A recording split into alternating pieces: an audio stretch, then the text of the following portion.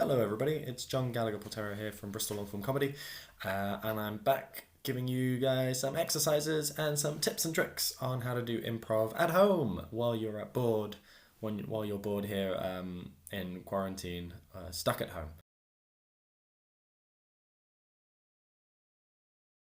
This is called Seven Words. All it is you're looking at your partner and you're doing a scene with them, but you're only allowed to use 7 words in each line of dialogue that you use. You can do that by just saying the words and counting them all on your hand, on your two hands, because that's seven, not five. And then that's it. Once you can say less than 7 words, but the max is seven, and then just see how it goes. It's don't try not to. My big tip for this one is try not to um, make this like a handicap. Don't be like, "Hey, my name is Jeffrey, and I." Uh-oh. No, try and use the 7 words. You're limiting yourself to 7 words, but it means that you are forcing yourself to try and say something interesting or try and give the information out as best you can in 7 words. So, for example, hey, love the dress. Thank you. You are so kind. Do you want to grab coffee? Me and you? Okay. Great. So I say great because that scene was great. There was no problems at all with it. No, of course, I mean great because I need to pump myself up and I need I need confidence in my scenes. So good job, great job, me. Thank you, me.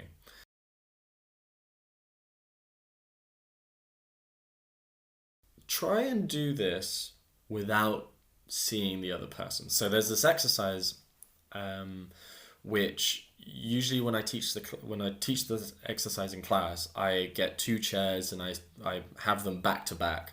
So two people will sit down and they'd be sitting opposite each other. They can't see each other and they have to do the scene just by talking. So they can't see each other physically, they can't do anything. So it's just them talking. So you could try this out with on Skype or Zoom. You can try this with your friend, but do it with the camera off. You can just listen. You can just hear them. You can just listen to them, and yeah, just do. It's just an improv scene where you can't see the other person. You can just see them.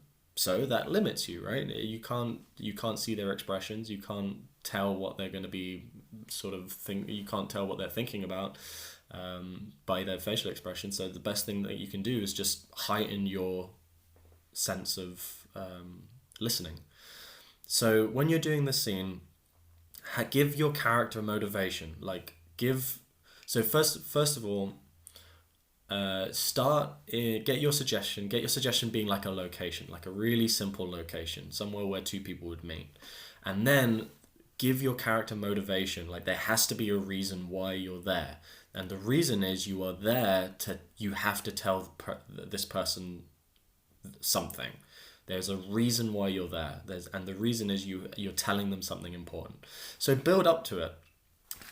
So if the suggestion, for example, is restaurant, um, obviously you can't see anything, so make it super obvious what's happening. Hey, this is really great steak. Thank you so much for bringing me out here. I don't eat really tasty food like this. This is great. Not a problem. I just thought I'd treat you, and you're a great employee here at HSBC, and I thought I'd take my employees out. I sometimes take my employees out to eat, but when they're doing such a great job, thank you so much. That being said, well, no, not that. That's being said, that kind of sounds like something bad is going to happen. Nothing bad is going to happen. Like I brought you out for a good meal because I'm giving you a promotion. So I'm making it obvious, what it is that I'm eating, where we work, who the highest status is, who the employee, the employer, and there's a reason for me being there. I'm giving the girl a promotion. So yeah, try that out because it does when you do that exercise. That pretty much every student and every time I've done this exercise, it's awesome. It's awesome when you realize, oh shit, like I was listening super hard at that. Like it worked really well. I was really engaged in what was happening because all I could do was listen. All I could do was listen. That's probably like the biggest. That's the main thing as an improviser, as an improv comedian, or an improv actor, or improv musician, or any type of improv that you do on the stage. Listening is the number one thing. It's the number one rule. It's the number one. If you get listening down, you're pretty much like 50% already there. It's the biggest tool we have, best tool we have, biggest and best tool. I'll give it both.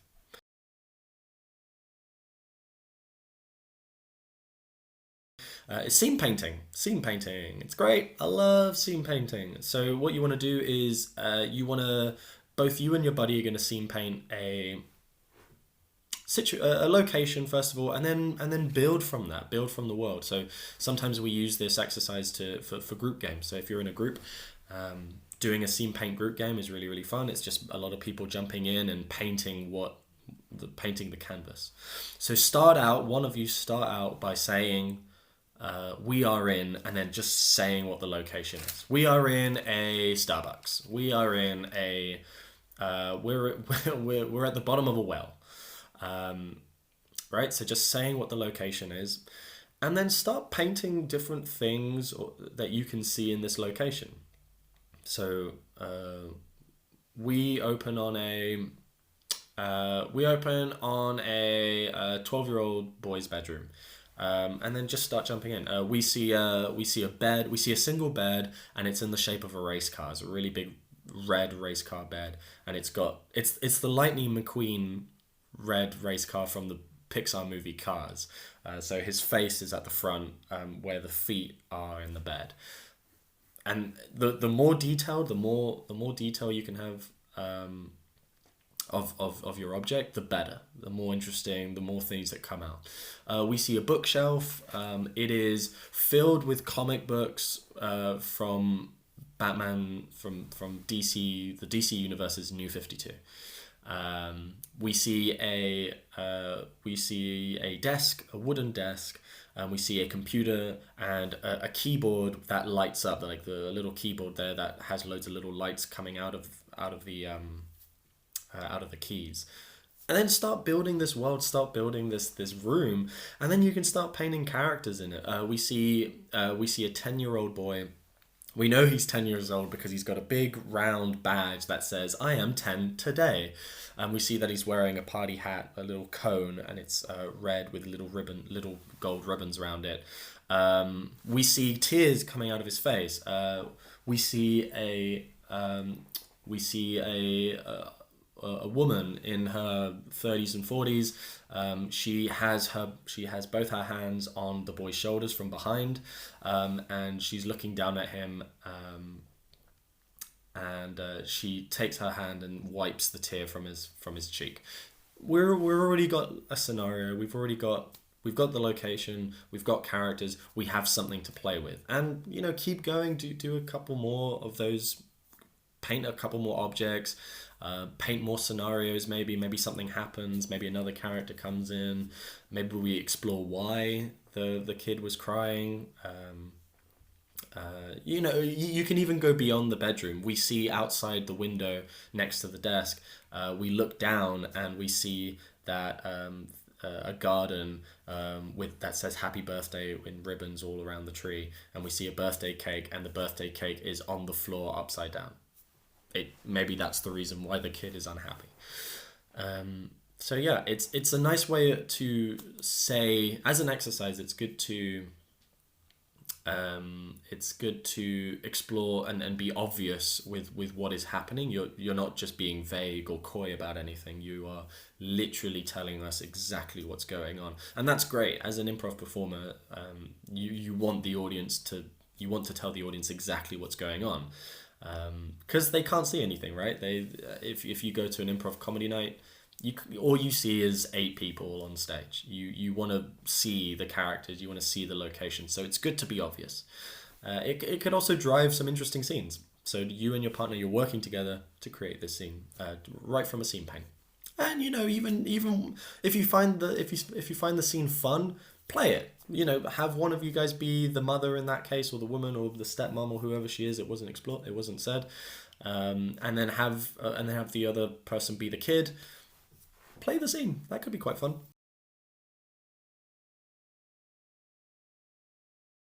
So, doing a scene. One person says a line of dialogue. You can get any suggestion. Just start the scene off whatever. Um, so if my suggestion is like book, I could start by saying, "Hey, it was a really great idea to come to the library. But I'm really nervous about these exams, man. I don't think I'm going to pass my science. I don't think I'm going to pass my triple science." We see this character. They are holding two books, one that says biology A1 and the second one that says physics A1, and he holds it. He sort of he sort of throws it behind him. He throws it behind him in anger, right? So I say my line of dialogue, and then I give that character an action, and then your partner or the next person does the exact same thing, but responds, right? So you're doing the scene. Hey, don't throw your books around. Don't. This is a library. Come on. Look, I'll help you. I will help you. I'll help you ace this exam. I will take time off to help you. Uh, he he takes out a pen from his jacket pocket and wiggles it. He sort of just wiggles it around the air. Your lucky pen. You really think that you're gonna use that pen? I'm like, can I use that pen? I'm gonna take that pen. He snatches the pen from him with his left hand, right? So you're doing your line of dialogue, and then you're physically saying what it is you're doing, and then what that's doing is painting a picture. It's painting a picture for you and your partner, so you can literally see these well, not literally, but you use your imagination to see these characters and what they're doing, and then the physical thing that these characters do influence what you say. Notice that in the lines of dialogue that I was saying, I was just playing and just responding to the physical action that was happening and what was literally being said as well. So I'm using both. I'm using the physical action and what is said. Just makes for better scenes. It makes for better listening, and it's pretty fun. I enjoy it. It's pretty fun. It's not that fun doing it by myself, but I'm sure that if I'm doing it with a partner or I'm doing it with a friend, then it works out perfectly. So yeah, those are my 4 exercises / warm-up.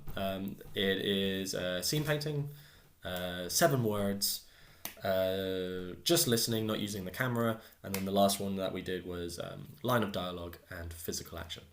Hope that helps.